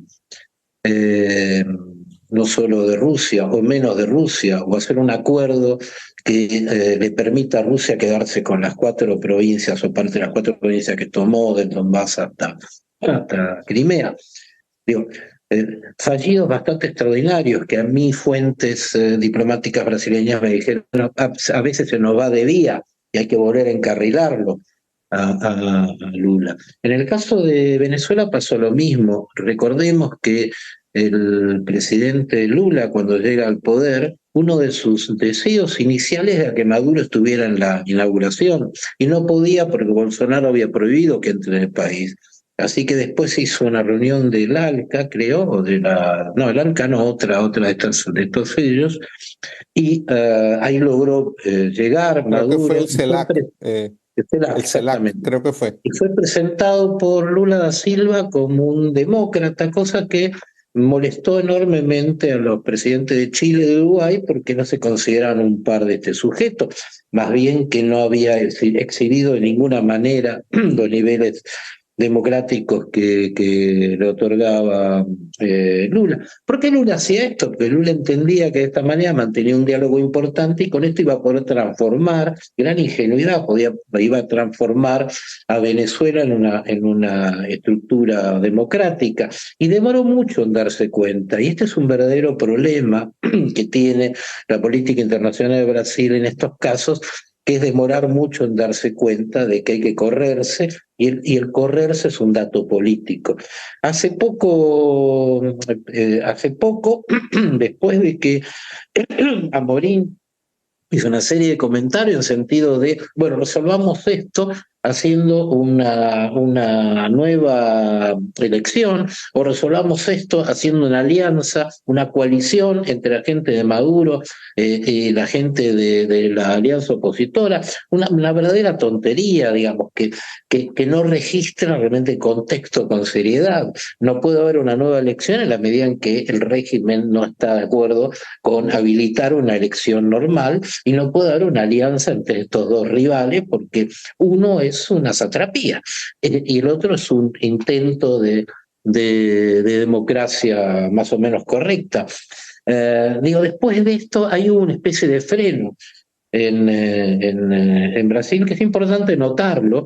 Hace pocos días se hace comunicado con Petro, ya México incluso se aparta, sorprendió López Obrador, que había dicho otra cosa, finalmente dice tiene que presentar las actas, y cuando estos dos dicen lo de las actas y plantean cortar con la represión, y toman nota simplemente de lo de la Corte, pero no le dan importancia, dice que es el Consejo el que tiene que dar los datos concretos, y si no hay una verificación independiente, mesa por mesa, urna por urna, no se reconoce a la victoria de Maduro. Ese fue el darse cuenta, eso fue el retroceder, alejarse de la bomba, alejarse del volcán encendido, porque realmente, y a mí me consta, Lula da Silva está muy enojado con Maduro porque siente que Maduro devolvió muy mal el exponerse políticamente de una manera muy fuerte con un tema que es muy álgido en Brasil. El voto de Lula es de clase media,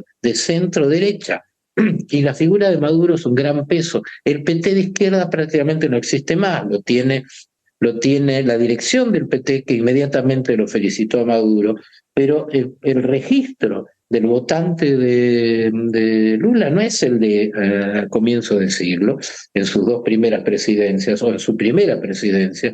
Es un sector de clase media que lo ve como un espantajo, como un espectro terrible a Maduro. Y recordemos, el 5 de octubre hay elecciones municipales en Brasil, y esto pesa, es un lastre electoral. Ya le costó imagen a Lula da Silva. Bueno, Andrés. Bueno, en la misma línea de lo que comentaba Tata, efectivamente, este gobierno de Lula está muy atado a alianzas, sinergias. De hecho, anoche él conversaba con los líderes del Congreso, pero no los líderes de izquierda, sino con fuerzas de centro y conservadoras sobre el tema de Venezuela y Nicaragua. Creo que allí, digamos, tiene un nivel de tensión, pero el otro tema es que creo que se pasó una línea que la pasó Daniel Ortega, el dictador de Nicaragua, al públicamente descalificar a Lula en los peores términos, llamarlo arrastrado, etcétera, en una reunión donde estaba presente Maduro, el presidente de Bolivia y el presidente de Cuba y otros del Caribe. Entonces, que se haya escogido ese escenario para atacar tan duramente a Lula, creo que es una señal, digamos, de que allí se cruzó, digamos, un puente donde el papel de Lula como eventual jugador regional es prácticamente nulo. De hecho, para una nota periodística que estaba escribiendo hoy, igual Lula ha intentado hablar una cantidad de veces con Daniel Ortega y Daniel Ortega no le atiende el teléfono. O sea, es decir, perdió relevancia como una voz que en algún momento yo pienso que Maduro, probablemente interesado, pues le prestaba un poco más atención, pero en este momento creo que Brasil no tiene posibilidades de una incidencia.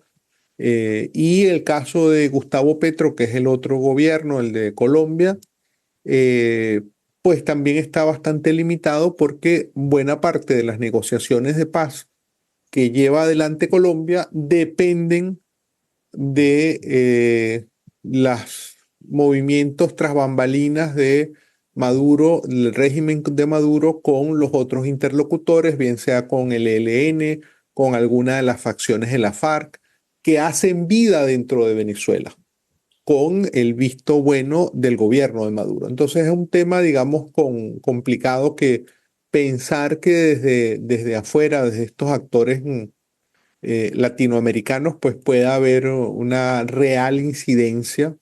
Precisamente en esa conversación que tuve con una persona en Brasilia, además me comentaba algo que probablemente es lo que está en este momento dándose, que en este momento estamos entre la elección y la toma de posesión, que está fijada para el 10 de enero en Venezuela. Este periodo corresponde todavía al gobierno de Maduro, que Lula reconoció como legítimo. Entonces, la gran decisión que pueda tomar Brasil puede prolongarse, postergarse hasta comenzando el año 2025. Eso es lo que me comentó una persona de una fuente diplomática en Brasilia. Pero todo esto está muy ralentizado y no veo que sea como un escenario de una efectiva presión o una incidencia real sobre las decisiones que puedan tomarse en Caracas. Gracias, Andrés. Ricardo Mazzolini, a continuación. Adelante, Ricardo. Una pregunta. En las dos exposiciones no ha aparecido un actor central, un actor hemisférico central, que son los Estados Unidos, ¿no? Digo, ¿cuál es la relación del régimen venezolano con los Estados Unidos? Algo anticipaste vos, Marcelo, pero ¿cuál es la relación que tiene el régimen venezolano, ya sea el chavismo o Nicolás Maduro, ¿no?, con los Estados Unidos? Porque ha sido ambigua la posición de Estados Unidos respecto a la crisis política venezolana. Dejo planteada la pregunta. Bien, adelante. La relación con Maduro es un poco más nítida, sobre todo a partir del 2019 aproximadamente, cuando empieza este proceso, entre comillas, de apertura.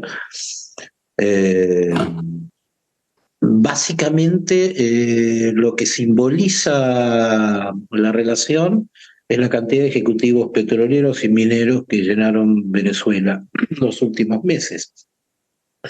Y The Wall Street Journal ha tenido, no solamente The Wall Street Journal, pero particularmente ha tenido una serie de artículos basados en fuentes petroleras en Estados Unidos que hablan de una serie de negociaciones secretas entre el régimen, parte de las que hizo también Rodríguez, el presidente del Parlamento, el hermano de Elsie Rodríguez, esos que en algún momento, yo entiendo lo que sea Andrés, considerábamos que eran los blandos, porque facilitaron la salida de Leopoldo López y demás.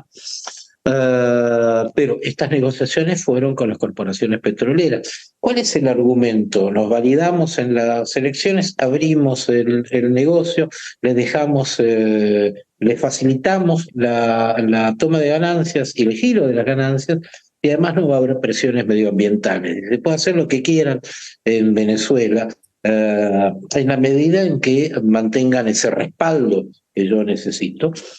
Y con la guerra de Ucrania es notorio que el gobierno de Estados Unidos hizo una serie de acuerdos básicos,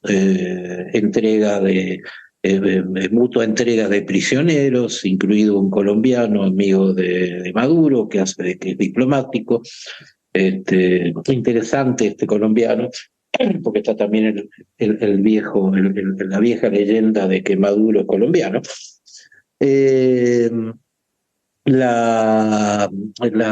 Este juego de amabilidades entre los dos lados a partir de las necesidades petroleras que tiene Estados Unidos, a partir, insisto, en las primeras etapas de la guerra, sobre todo. Así que estos acuerdos estuvieron a cambio de un cierto equilibrio, como que se tolere mi régimen a cambio de que yo los deje entrar. Miren, voy a ajustar la economía, voy a resolver la inflación, voy a hacer un paquete de leyes que permitan el traspaso a los privados de las cuencas mineras y petroleras, y además voy a dolarizar el país. Digo, todo eso puesto en el altar de los acuerdos con estas corporaciones norteamericanas. Yo creo que eso entró muy en riesgo ahora, creo que eso entró en crisis ahora. Y diciendo con algo de Andrés, yo creo que el problema de la ruptura de relaciones con Colombia y Brasil es un problema para Venezuela, no es un problema para afuera. Es cierto que no van a poder incidir, pero es un problema para Venezuela que no pueden incidir. Digo, ese aislamiento es gravísimo.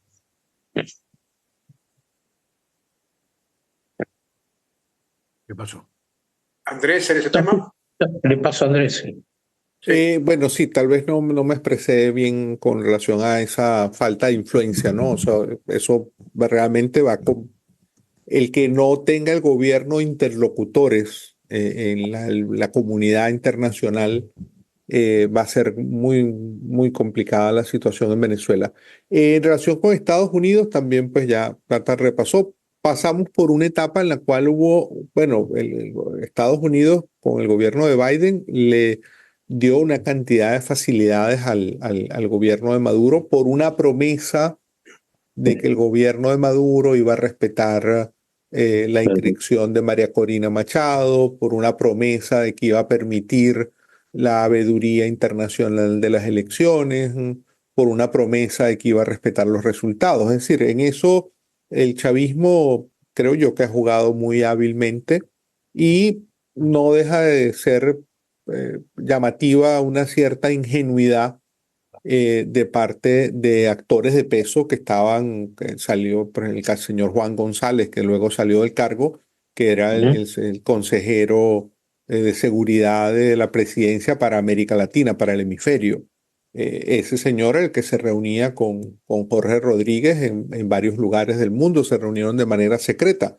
Uno dice, bueno, una persona con ese nivel, pues tener una posición tan flexible ante un gobierno que ya venía dando señales, no es que las empezó a dar ahora, ya venía dando señales de que no quería entregar el poder, o sea, no se estaba preparando el madurismo para abandonar el poder, sino para lo contrario, para trincherarse. ¿Puedo agregar una pregunta o no? Dale, Ricardo, adelante. ¿Qué puede cambiar, digo, en este escenario, ¿no?, de las relaciones de Estados Unidos con Venezuela? Pues acá hay un hecho importante, ¿no? Venezuela no ha sido sancionada fuertemente por Estados Unidos, a diferencia del régimen cubano, ¿no? Que fue fuertemente condicionado por las sanciones. ¿Qué puede cambiar según el resultado de las elecciones el 5 de noviembre en los Estados Unidos respecto a la posición de Estados Unidos sobre Venezuela? Sé que es una pregunta complicada, es casi una adivinanza. Adelante. En general, los analistas de política interior tratamos de ser adivinos a veces, juntando elementos en una olla para ver si sale el futuro, sí, en ese guiso. Yo no veo ninguna diferencia hacia Venezuela, gane quien gane en Estados Unidos en noviembre. Creo que esta situación marca comportamientos. Antes de este fraude, la situación era un poco más, estaba un poco más pavimentada, pero este fraude es demasiado escandaloso, tiene costos, y naturalmente para el estado de Florida, donde hay una diáspora venezolana enorme junto con la diáspora cubana, y que incide enormemente en el colegio electoral. Recordemos que el gobierno de Joe Biden, al revés del gobierno de Barack Obama, no hizo nada en función del acercamiento con Cuba, precisamente defendiendo ese electorado o intentando ganarlo, ese electorado de Florida. No veo que vaya a ocurrir alguna diferencia adelante. Sí me parece que va a estar esta parte, aunque sea en lo pequeño que figura América Latina dentro del abanico norteamericano, creo que esta parte se va a notar mucho, digo, demasiado brutal. Está mucho en la televisión. El New York Times tiene cada tanto una buena nota sobre Venezuela, tiene gente ahí, el Washington Post también. El Washington Post está publicando en estas horas un enorme artículo con el relato de los 120 adolescentes detenidos de una manera bastante brutal en sus casas, que los golpean, los lastiman. Hay una chica con una conmoción cerebral muy importante por los golpes que le propinan los grupos de tareas. A mí me gusta usar el término grupo de tareas para que quede claro, insisto con mi comparación, en el comportamiento, ¿no? No el diseño institucional, pero el comportamiento represivo. Y ese es un artículo que va a pesar mucho. La CNN, si uno coloca Venezuela en cualquier portal norteamericano, un artículo porque realmente es muy llamativo lo que pasó en Venezuela. Es demasiado grosero, muy grotesco, es muy fácil de entender, incluso hay malos y buenos, eso siempre cuando uno estudia en Columbia se lo cuentan como una especie de gran marca para poder llegar a grandes masas de público. Define un poco el retraso democrático que tiene América Latina, que sí que es una región bastante adolescente al respecto. De modo que yo creo que va a haber algún tipo de incidencia de esta cuestión. Pero ya desde el gobierno que asumen casi iguales, porque el gobierno nuevo de Estados Unidos asume en enero del año que viene. Yo no creo que vaya a haber una gran diferencia. De todas maneras, el otro día conversábamos con gente de Brasil, que el golpe que ha hecho, pues un golpe, lo que ha hecho el golpe que ha hecho Maduro en Venezuela es tan grueso, es tan fuerte, que realmente una actitud dura contra Venezuela genera política, genera apoyo, genera un electorado más simpático. Es más, pequeña anécdota, mis amigos de la diplomacia brasileña estaban celebrando hoy la arremetida de Daniel Ortega sobre Lula, porque ese insulto de Daniel Ortega, con esas presencias en esa reunión, lo coloca Lula en el lugar que ellos quieren tenerlo, en el lugar de los críticos, en el lugar que no está involucrado, que se ha divorciado del régimen. Gracias. Algo que no hemos hablado y que se relaciona con la pregunta de Ricardo sobre Estados Unidos tiene que ver con el tema migratorio.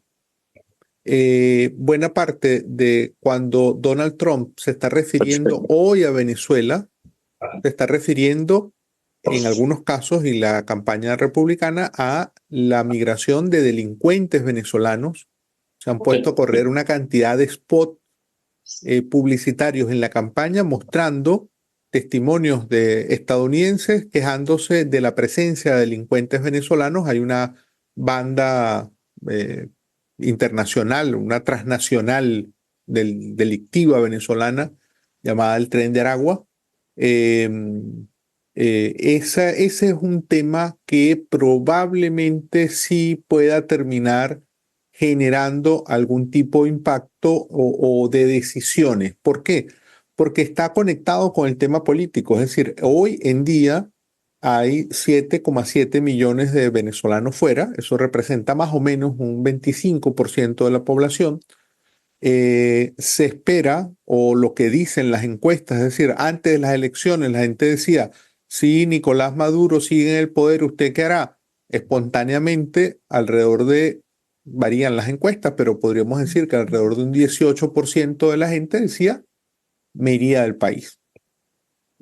Traducido esa cifra a cuánta población podría salir, hay un estimado, ya lo están refrendando alguna gente estudiosa en el tema, que podría ser alrededor de unos 2,5 millones de personas, 2,600,000 personas. Ese sí puede ser un tema que, visto por el impacto que pueda tener en otras sociedades, que lleve a que esos otros países tomen acciones sobre Venezuela, sobre lo que ocurre en Venezuela. No sabemos en qué dirección, pero hubo una reunión ayer, antier, de los gobiernos de Panamá, Colombia y Estados Unidos. El 60% de los migrantes del Darién siguen siendo venezolanos, al igual que el año pasado. En el primer trimestre de este año en México se contabilizaba prácticamente casi 400,000 migrantes venezolanos sin documentación que estaban estacionados en México porque no habían podido ingresar a Estados Unidos. Entonces, ese sí puede ser un tema más, el tema con los países vecinos. Para hacerlo breve, pues ayer y hoy han estado circulando una cantidad de videos mostrando las colas de personas que van caminando, atravesando unas distancias increíbles para cruzar caminando hacia Brasil, en una zona, digamos que más bien selvática, de muchos recursos naturales. O la salida, digamos, hacia Colombia, que fue la salida tradicional de la migración desde el año 2015.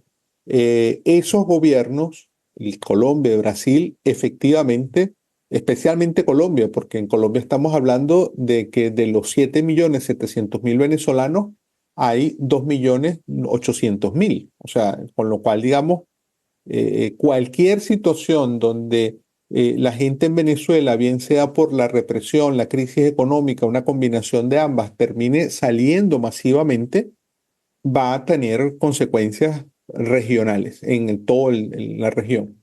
Y me voy a despedir con esto.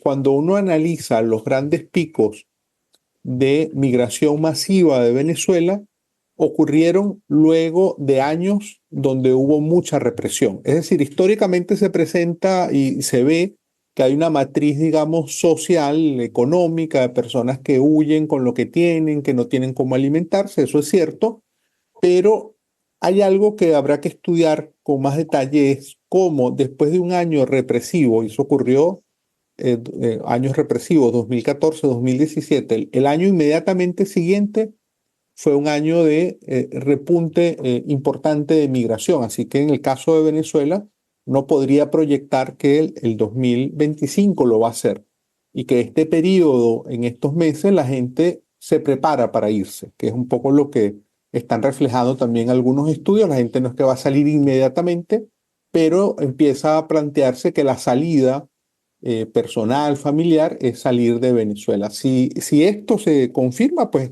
tendríamos otra variable de la cual no hemos hablado el día de hoy. Yo lamentablemente me tengo que retirar y pues agradecerles agradecer también a Tata de tenerlo aquí como compañero, porque ha sido, digamos, fantástico tener una persona tan conocedora del tema de Venezuela, con tanta información, lo cual, digamos, le felicito y le agradezco que hayamos estado juntos.